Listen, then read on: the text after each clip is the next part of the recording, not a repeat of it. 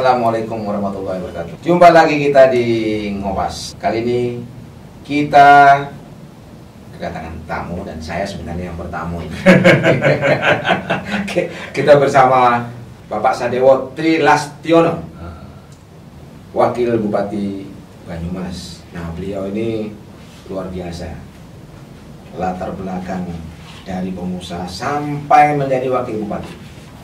Mudah-mudahan nanti ke depan kita dukung beliau terus maju sehingga Banyumas di bawah pimpinan beliau itu menjadi lebih berjaya, lebih berkualitas, lebih sejahtera. Selamat sore, assalamualaikum warahmatullahi wabarakatuh, Pak Sadewo. Waalaikumsalam warahmatullahi wabarakatuh.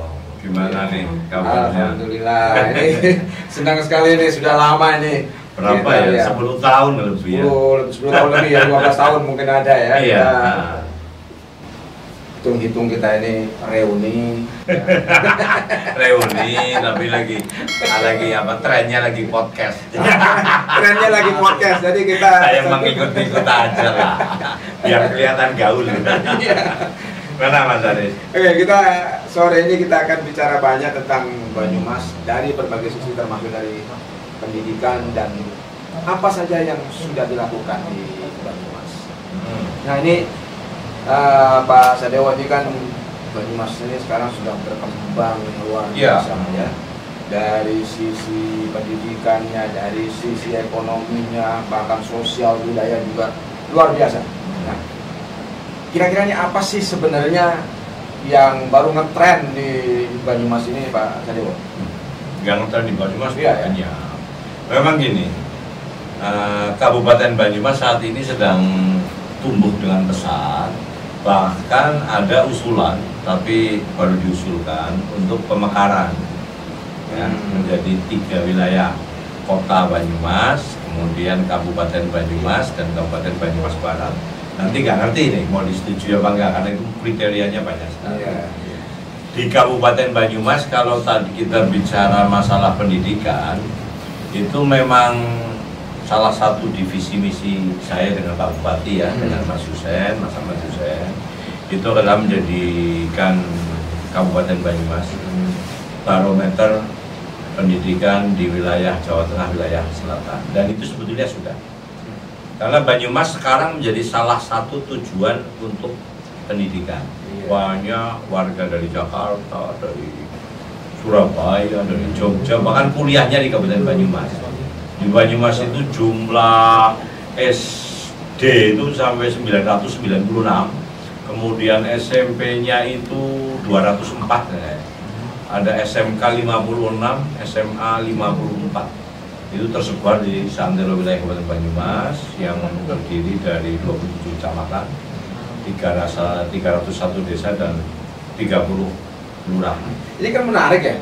Ada orang sedang ngetren untuk memisahkan kabupaten ini, jadi bagi-bagi gitu ya.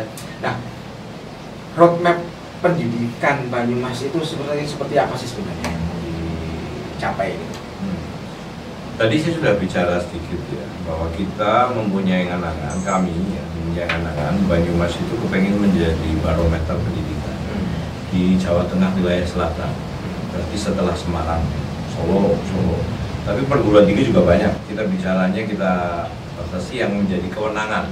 Kewenangan Kabupaten Banyumas itu ada di SMP, SD, sampai TK, PAUD. Ya. Itu yang harus kita konsentrasikan. Kalau SMA, SMK itu kewenangannya di provinsi. Harapan saya dan Pak Bupati memang banyak sekali, terutama terkait dengan jumlah guru, kemudian SDM dari tenaga pendidik ya, yang masih sangat kurang. Kemarin untuk Kabupaten Banyumas, alhamdulillah tenaga honorer itu semua yang sudah mendapatkan SK itu sudah mendapatkan pembayaran sesuai UMK. Itu dilakukan 1 tahun setelah saya menjawab. Jadi tahun pertama itu sudah langsung UMK. Yang dulunya tenaga honorer guru, tapi tenaga honorer yang sudah ber-SK ya, yang dulunya itu mendapatkan kadang-kadang, mohon maaf prihatin sekali, 1 bulan ada yang 400.000, 500.000, sekarang sudah minimal 1.970.000. Iya. Alhamdulillah. Ya ini kan kalau kita ke sekolah-sekolah itu gerakannya Pak Sadewo ini kan luar biasa gitu ya.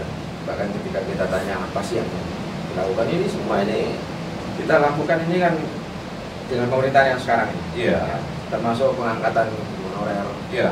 meningkatkan kesejahteraan guru honorer. Iya. Nah, ada satu hal yang menarik saya kira di sini Pak Sadewo, terutama terkait dengan guru-guru kita ini kan banyak yang kurang. Mulai pensiun banyak, kemudian diganti, ada substitusi guru. Tetapi apakah ini menjadi satu solusi yang bagus? Saya juga nggak tahu. Ini kan masing-masing daerah punya kebijakannya masing-masing, Pak Dewa ya. Ini seperti apa sih sebenarnya? Misalnya terkait dengan penganggaran guru honorer. Problemnya begini. APBD Kabupaten Banyumas itu average lah ya, rata-rata 3,7 triliun. Dengan PAD sekitar 600 miliar ya. Sisanya itu kita mengandalkan anggaran dari DAU, DAK dan lain sebagainya. Kemudian rekrutmen guru-guru yang baru itu terkendalanya ya salah satunya yang paling utama juga terkait dengan ketersediaan APBD. Harapan kita ya memang kita dapat bantuan dari pemerintah pusat. Tapi alhamdulillah kemarin ya kita sudah, kebetulan saya yang mewakili, saya ditangisi oleh guru-guru honorer karena kan ada isu ya di tahun 2003 ya, 2023 itu tidak ada lagi guru honorer. Mau dijadikan P3K semua. Ini yang teman-teman guru honorer sering berkeluh kesah ke saya. Tolong disampaikan nih ya, nanti ke Pak Jokowi mungkin. Kalau guru honorer yang sudah usianya sudah mengabdi sudah di atas 15 tahun lah. Kalau di sini dari yang 35 plus gitu ya. Itu kemudian mau menjadi P3K itu kan memang melalui tes ya. Karena peraturannya seperti itu. Waktu itu saya ke Jakarta, ada 5 kabupaten kota yang diundang. Salah satunya Banyumas. Saya yang mewakili, ketemu dengan Komisi 10 ya, dengan Mbak Agustin. Kebetulan satu baju dengan saya, jadi diskusinya enak. Yang diinginkan itu teman-teman dari guru honorer itu yang sudah mengabdi lama. Itu mau ya kalau bisa nggak usah tes lah, dia jadi P3K saja gitu. Keinginannya seperti itu. Luluskan itu ya. Tetapi memang aturannya nggak boleh. Itu sempat diskusi lama saya berdebat dengan teman-teman Komisi 10. Kenapa? Saya itu anak guru Mas Aris. Bapak saya itu guru ya, kepala sekolah SMEP dulu. Sekolah Menengah Ekonomi Pertama. Saya anak nomor 13 ya. Jadi memang konsen pendidikan itu karena saya anak guru ya, di sekolahan benar 13 anak tuh sekolah semua sampai selesai. Jadi memang harapannya itu perhatian pemerintah kepada guru-guru honorer. Ini coba bayangkan. Kalau yang saya khawatirkan kalau 2023 guru honorer itu dihapus ya. Kemudian adanya P3K, sementara guru honorer yang sudah betul-betul berjuang ya, ini kan pahlawan tanpa tanda jasa seperti lagunya itu ya. Itu kemudian mereka berhenti jadi guru. Nasib mereka mau dikemanakan? Belum lagi yang di swasta ya? Belum lagi yang di swasta itu. Kebutuhannya masih banyak sekali, tapi mengingat keterbatasan kemampuan dari APBD Kabupaten Banyumas memang ini harus disupport, dibantu dari pemerintah pusat. Ya ini menjadi persoalan hampir di semua daerah, saya kira. Beberapa daerah juga menyampaikan yang sama. Nah, strategi yang diambil untuk mengatasi hal-hal seperti ini seperti apa sih sebenarnya untuk di Kabupaten Banyumas khususnya? Belum lagi terkait dengan ada pemekaran, rencana pemekaran ini kan menjadi pemekaran itu baru rencana. Masih lama Tadi saya bicara bagaimana mensiasati supaya guru honorer meningkat kesejahteraannya. Sehingga di Kabupaten Banyumas honorer yang sudah ber-SK itu semuanya sudah mendapatkan upah minimum ya, UMK. Itu saya Pak Bupati dengan Dinas Pendidikan khususnya itu menghitung. Karena ada dana bos nih. Kalau satu sekolah katakanlah SD yang dana bosnya gede, ya, mungkin ini misalkan 1.970.000, itu prosentasenya mungkin 70% dari pos, 30% dari APBD. Kemudian sekolah ada nih SD yang muridnya tinggal sedikit, posnya kecil kan, sedangkan jumlahnya karena guru di SD kan guru kelas. Ya. Ya gurunya kan ada 6 kecuali guru agama, guru olahraga ya. Itu kan sama dengan SD lainnya. Itu prosentasenya bisa dibalik. Bisa saja APBD yang 70%, kemudian bosnya 30% atau 60% APBD, bos 40%. Itu usaha kita yang pertama itu meningkatkan kesejahteraan guru dulu. Karena kalau saya bicara ingin menambah guru, APBD-nya masih susah, Pak. Ini masih perlu pembicaraan dengan pemerintah pusat ya, karena memang sangat dibutuhkan, apalagi dengan jumlah sekolah yang begitu banyak. Saya kira memang rasional untuk pemerintah pusat terlibat dalam pembiayaan guru lah, guru melalui DPR pastinya. Nah, terkait ini kan ada surat edaran bersama juga, SK bersama atau kesepakatan 3 menteri. SKB 3 menteri. Nah, di SKB 3 menteri ini kan sudah mengatur bagaimana peran pusat, peran daerah itu kan. Nah, menanggapi hal ini seperti apa sih sebenarnya kabupaten ini? Kalau harapannya itu kan gimana? Jadi peran SKB itu ya, SKB yang diharapkan guru-guru honorer di dalam SKB 3 menteri itu ditetapkan bahwa guru honorer yang sudah 30-15 tadi saya bilang itu langsung aja dah diangkat jadi P3K gitu. Karena P3K kan bukan ASN ya. Minimal ya itu ya, minimal jadi P3K, syukur bisa jadi ASN, tapi ASN susah karena di era Pak Jokowi kan untuk menjadi ASN memang harus melalui mekanisme yang betul-betul fair ya. Nah oke, ini di SD SMP ini kan sudah jelas ini pasti sudah berkembang baik lah di Banyumas ya, ditangani dengan baik dan kawan-kawan guru honorer jangan khawatir saya kira karena komitmen pemerintah daerah juga sangat besar. Alhamdulillah. Nah, kita sedikit meningkat ini meskipun agak lepas dari wewenang kabupaten kota ya kan, jadi kalau kita kaitkan dengan vokasi pendidikan vokasi, tapi juga dimanfaatkan oleh daerah. Terutama mungkin kalau di sini kan kita lihat nih berkembang UMKM termasuk ini juga ya produk-produk seperti ini misalnya SMK ya atau pendidikan vokasi di sini itu sebenarnya peranannya yang atau kontribusi mereka seperti apa sih sebenarnya di sini? Di Banyumas itu ada 56 SMK ya, dengan berbagai jurusan. Yang kelulusannya itu bahkan sebagian besar itu dipakai, malah kita belum punya industri yang besar. Mereka kerja di luar Kabupaten Banyumas. Kemudian ada yang memang ada yang dari IT, kemudian ada penerimaan honorer di Kabupaten Banyumas, mereka bisa ke dinas Kominfo ada, kemudian di Sub juga ada, sesuai dengan bidangnya masing-masing.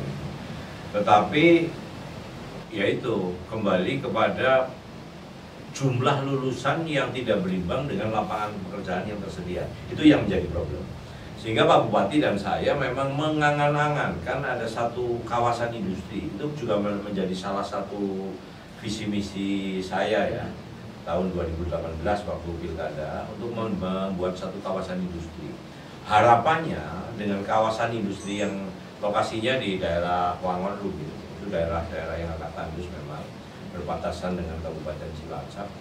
Harapannya dengan adanya kawasan industri itu, maka lulusan-lulusan SMK itu tidak akan keluar, tidak perlu ke Jakarta, tetapi cukup kerja di Kabupaten Banyumas.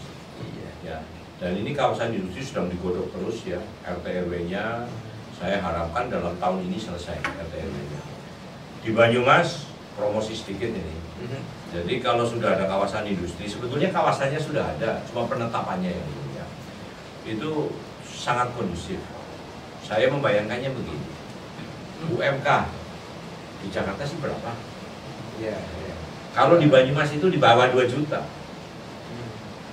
Jadi biaya produksi kalau mereka investasi di Kabupaten Banyumas, biaya produksi jelas bisa ditekan. Kalau biaya produksi ditekan, harga jual ditekan, bisa lebih rendah.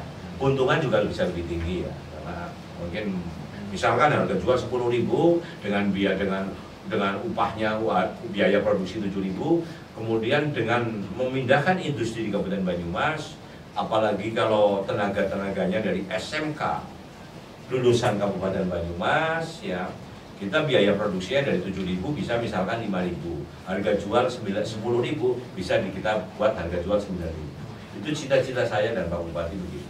mudah-mudahan bisa tercapai. Ya, ini artinya kan efisiensi anggaran itu luar biasa gitu Ya. ya. Nah, terasa nggak kalau misalnya kita punya lulusan banyak ya, misalnya dari berbagai bidang ini kontribusinya luar biasa gitu ya. Ya. Terasa nggak? Terasanya seperti apa gitu? Apakah terbantu? Maksudnya gini, terbantu tidak kita rasanya Pak untuk di pemerintah daerah dengan adanya lulusan-lulusan SMK yang kebetulan ini? Ya terbantu. Terbantu ya. Ya terbantu pada saat kita membutuhkan tenaga-tenaga honorer, tentunya kita sesuaikan dengan keahlian mereka ya. Yang jadi problem itu antara jumlah kelulusan, ya jumlah lulus yang sudah lulus dengan jumlah ketersediaan lapangan kerja di Kabupaten Banyumas itu masih belum berimbang. Ini yang sedang kita dorong itu penyediaan lapangan pekerjaan. Harapan saya nanti teman-teman adik-adik semua yang lulusan SMK terutama ya, itu tidak perlu lari ke Jakarta, ke Surabaya, ke Cikarang, tapi cukup di Banyumas. Ya. Ini bedanya gitu ya. Ketika pimpinan daerah itu memiliki pengalaman di lapangan yang luar biasa gitu ya. Ini pengambilan kebijakannya itu kan terasa gitu ya. Ini Pak Dewa ini kan dari latar belakang pengusaha yang punya malah melintang lah dulu ya. Kemudian pengambilan kebijakan terkait dengan bagaimana menciptakan lapangan kerja ini kan pasti ada nuansa yang berbeda gitu. Nah, bagaimana ada satu perasaan yang berbeda atau bagaimana dalam pengambilan kebijakan di daerah ini khususnya? Biasa-biasa aja. Cuma bedanya gini. Kalau dulu kan saya jadi pengusaha, pakai duit kan duit gua sendiri, utang gua sendiri. Kalau sekarang ada aturannya. Jadi kalau sudah di pemerintahan itu kan mau menggunakan anggaran dan tujuannya menjadi berbeda. Kalau di swasta, waktu dulu saya punya perusahaan sendiri, usaha sendiri, itu kan lebih ke profit ya, profit oriented. Kalau sekarang profitnya apa sih? Yang utama adalah kesejahteraan rakyat. Ya. Kemudian meskipun kita juga membutuhkan pendapatan asli daerah, tapi profit yang utama dari pemerintah daerah menurut saya adalah kesejahteraan rakyat. Makanya saya sering bilang, pada saat pilkada atau pilpres, pilgub, sampai pilkades ya, orang boleh ngomong apa saja, visi-visi boleh panjang lebar, tapi intinya cuma satu, bagaimana membuat warga kita menjadi semakin sejahtera. Kalau semakin sejahtera, maka mereka bisa membiayai pendidikannya sendiri. Kalau semakin sejahtera, kesehatan juga mereka bisa membiayai sendiri. Itu yang harus kita lakukan. Ya betul, saya kira ini yang luar biasa dan saya kira semua pemerintah daerah harus punya pikiran yang seperti ini. Jadi ini pendidikan sudah luar biasa maju di Banyumas ya, kota pendidikan sudah terbentuk, terbangun dengan baik. Nah, kita bicara juga tidak lepas dari bagaimana melestarikan budaya dan kebetulan di Banyumas ini memiliki khasanah budaya yang sangat kaya. Nah, bagaimana pengembangan dan pembangunan kebudayaan termasuk pelestariannya di Banyumas ini seperti apa Pak? Banyumas itu kaya sekali dengan ragam budayanya ya.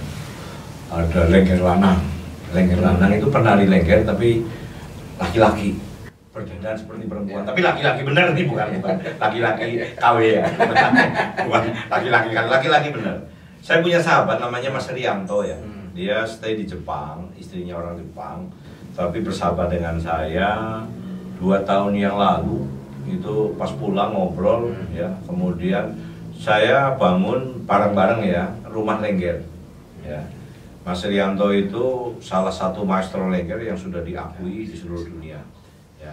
Kebetulan gini, di Banyumas itu memang punya program menjadikan Kecamatan Banyumas. Dulu zaman dahulu itu ibu kota Kabupaten Banyumas itu ada di Banyumas ya. Kemudian dulu ceritanya ada banjir bandang, kemudian pindah ke Purwokerto.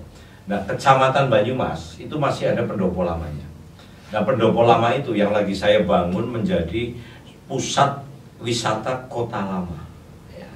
Di situ sudah ada museum wayang, sudah ada rumah lengger. Nanti saya juga akan bikin yang lainnya. Terus tempat pentas juga sudah ada. Terus rumah-rumah kuno. Saya lagi siapkan juga di situ. Nanti ada seperti di Jogja itu. Ya. Ada perkampungan yang bisa naik sepeda onta keliling-keliling gitu ya. Kemudian kita dibantu oleh Kementerian Perhubungan lewat Direktorat Jenderal Perhubungan Darat Pak Budi Setiadi, Pak Dirjen ya. Kita sudah dibantu itu 2 dermaga di Kali Serayu. Itu agendanya ke depan itu untuk wisata susur Sungai Serayu yang nanti arahnya dari atas Bendung Gerak ya di Rawalo, itu nanti pakai kapal wisata yang kecil, kapal-kapal wisata yang murah lah. Itu menuju sampai ke Banyumas ya. Itu pemandangannya indah banget ya. Nanti di Banyumas tahun ini, kemarin Pak Bupati sudah bertemu dengan Pak Menteri, ya, Pak Menteri Perhubungan. Rencananya akan diberi anggaran dari APBN, dari pusat 35 miliar kalau tidak salah, untuk membangun dermaga besar di Gedung Muter Banyumas. Jadi gini, wisata Sungai Susur Serayu itu harapannya itu yang misal dari Rawalo itu kemudian naik kapal ya sampai ke Banyumas, turun di Gedung Muter, kemudian turun di situ juga sudah ada di Banyumas ada bis pariwisata gratis ya. Yang saat ini jalan ini baru berjalan beberapa bulan ya, hanya hari Sabtu dan Minggu. Ya. Targetnya apa sih sebenarnya? Menjual wisata menjadi pendapatan asli. Oh, oke. Ya, bis pariwisata sudah ada, sehingga nanti turun di situ wisatawan ya itu bisa stay, bahkan saya kepengen di wilayah wilayah Pendopo, Kecamatan Banyumas dulu Kabupaten ya, Kecamatan Banyumas itu di situ kan akan ada homestay. Harapannya turis baik domestik maupun dari luar ya, orang kepengen melihat Banyumas itu kayak apa, cukup datang ke situ. Kemudian kalau mau belanja, mau hiburan, datang ke yang lain-lain itu ada Purwokerto. Itu komplit sekali. Apalagi sekarang didukung dengan sudah adanya Bandara Sudirman. Bandara Sudirman di Purbalingga, kabupaten sebelah. Tapi jaraknya dari Purwokerto, jarak tempuhnya hanya sekitar 20 menit, 25 menit. Bandaranya ada di Purbalingga, tapi orang datang akan nginap di Purwokerto. Karena di Purwokerto itu kita semuanya sudah kita siapkan itu, sudah kita antisipasi. Hotel sudah tumbuh dengan luar biasa, perbelanjaan sudah full. Nah, saya tinggal menyiapkan budayanya. Karena sekarang kan tren wisata budaya di samping wisata alam ya, Banyumas juga terkenal dengan wisata alamnya. Itu satu. Yang kedua, yang orang banyak yang belum tahu bahwa di Kabupaten Banyumas itu punya seorang empu pembuat keris yang masih muda. Ini nggak ada kliniknya ya, nggak ada kliniknya. Dia lulusan ISI Solo ya, tetapi dia memang betul-betul seorang empu dan membuat keris, dan yang pesen keris itu sudah begitu kenal dengan saya, kemudian saya ketok tular ke teman-teman, itu sudah dari Jakarta, dari mana, bahkan dari luar yang pesanannya. Ini saya contohkan ini. Ini keris nggak ada jinnya, nggak sampai. ini nggak bikin kemasukan. Ini produknya Mas Rianto ini.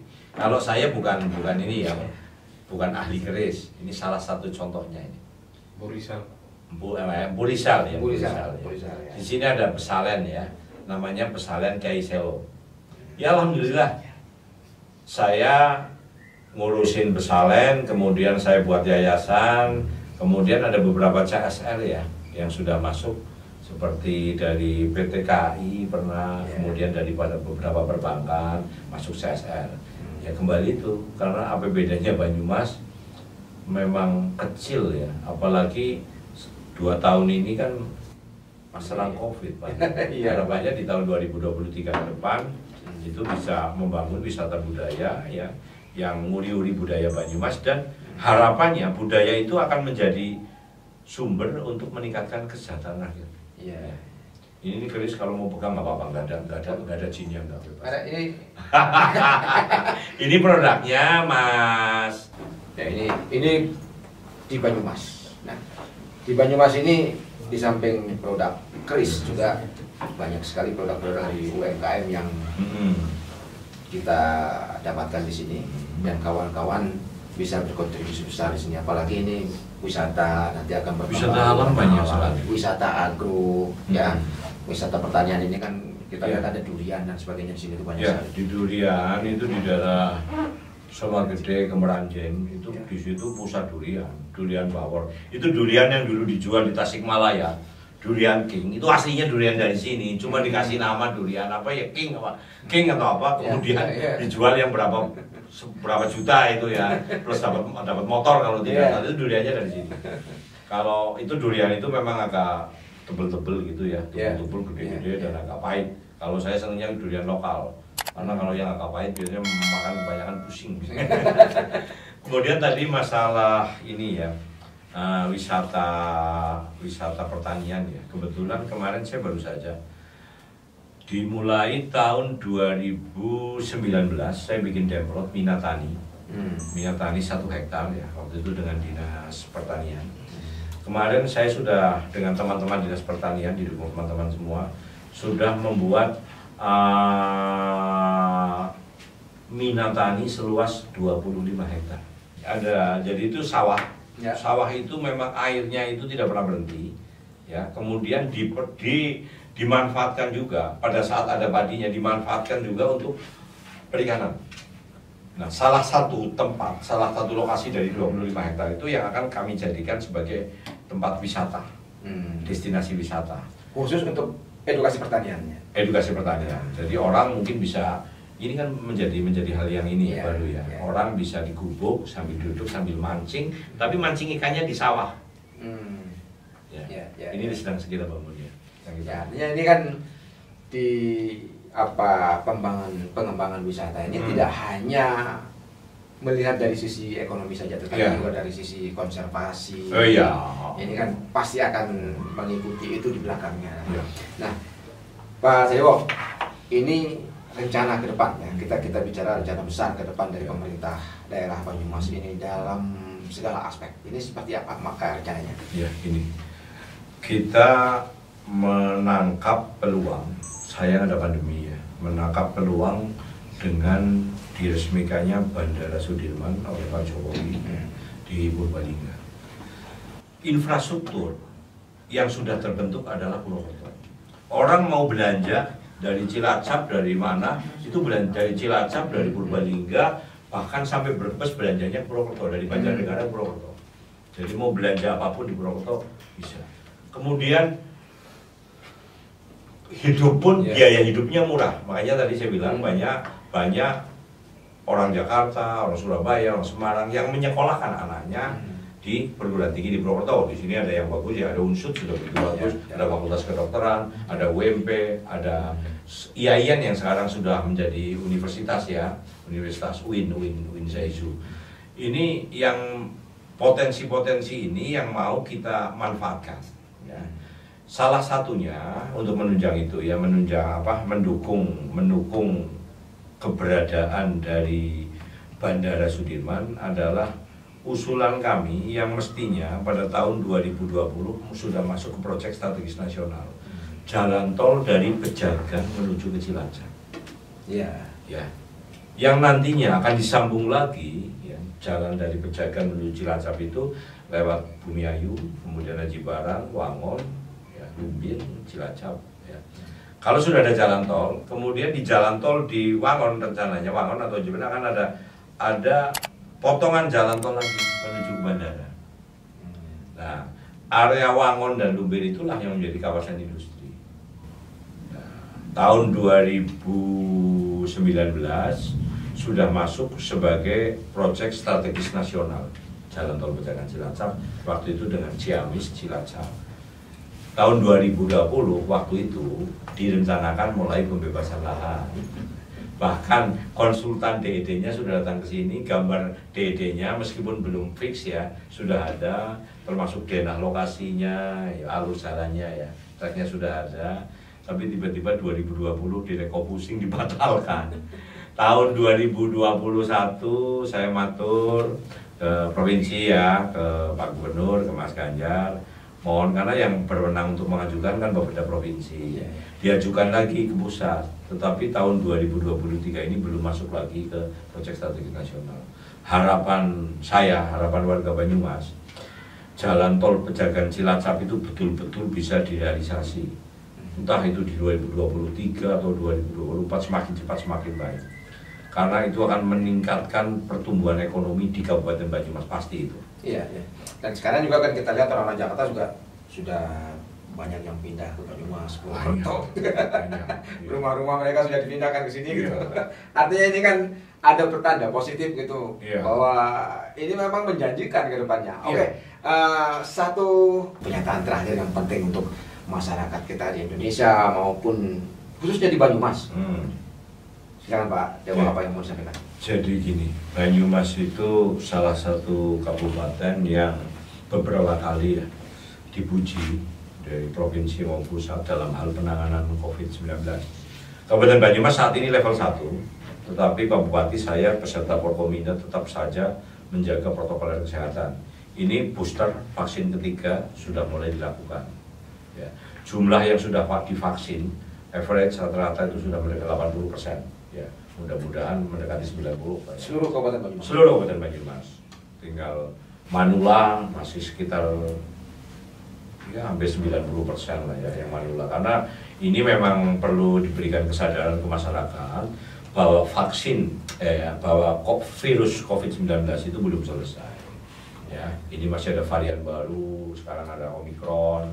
Ini kadang-kadang masyarakat menganggap bahwa ini sudah selesai. Saya mengimbau pada warga Banyumas, ayolah yang belum divaksin, orang vaksin itu gratis kok. Ya, saya divaksin 2 kali nggak ada gejala apa-apa. Paling gejala demam-demam saja. Ya. Kemudian itu untuk warga Banyumas yang menjadi diaspora di luar Kabupaten Banyumas sudah sukses. Ayo kita pulang ke Banyumas. Pulang maksudnya pulang membawa duit investasi di Banyumas. Saya jamin nih, kalau ada yang berani menghalang-halangi investasi tentunya dalam koridor aturannya. Saya matur ke Pak Bupati, nanti pejabatnya pasti akan di-non-job atau dimutasi. Jadi welcome investasi itu betul-betul ada sepanjang dalam koridor aturan. Sekarang tidak boleh, misalkan itu zonanya sudah hijau, kemudian dibangun pabrik nggak boleh. Jadi kalau mau investasi, kemudian membangun, diskusikan. Di Banyumas itu sudah ada mall pelayanan publik. Mall pelayanan publik itu di Jalan Dr. Rangka, ya. Itu silahkan datang ke sana, kemudian menanyakan apa sih potensinya apa saja. Mall pelayanan publik itu di situ ada dinas pariwisata, dinas pekerjaan umum, perizinan semuanya ada, bahkan imigrasi juga sudah ada. Kayak pelayanan terpadu ya? Iya, itu lebih. Itu satu-satunya di Jawa Tengah ya. Satu-satunya di Jawa Tengah, yang pertama di Jawa Tengah. Jadi itu tingkatannya lebih tinggi dari pelayanan terpadu. Itu semua ada di situ. Sampai yang urusan SIM juga bisa dibuat di situ. Oke, sahabat di seluruh Indonesia. Banyumas kota yang maju, kota modern, dan terus akan berkembang mensejahterakan masyarakat, khususnya di Banyumas. Mari kita dukung terus Banyumas menjadi kota yang lebih berkembang, lebih modern di masa depan. Terima kasih Pak Dewo atas semua informasi kita. Mudah-mudahan informasi ini menjadi bermanfaat buat kita semua. Amin. Terima kasih. Assalamualaikum warahmatullahi wabarakatuh. Waalaikumsalam.